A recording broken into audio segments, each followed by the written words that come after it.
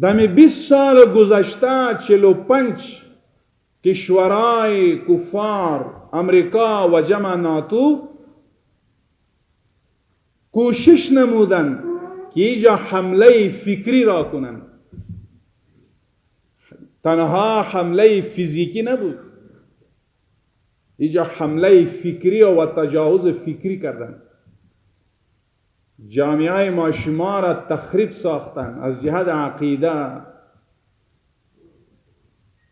این تو منکرات نمانده بود در دنیا که یا آن منکرات را در کشور مقدس ما شما یا تطبیق کردند. شما معلومات بگیرید در شهر کابل 155 عروسی تالار داشتند.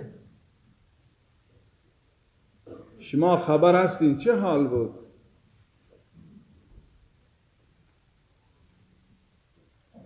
او سره داغین منتاثر طول الحمدلله مسلمانانی و بیا افغانانی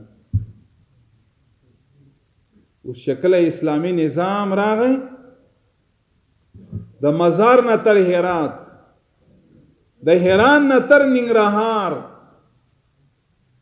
د کابل نتر پکتیا نتر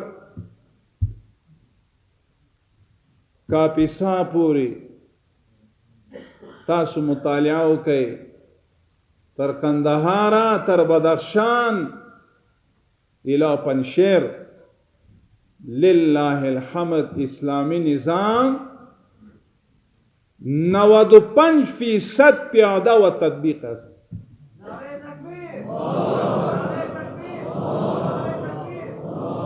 این فضل خداوند کریم است.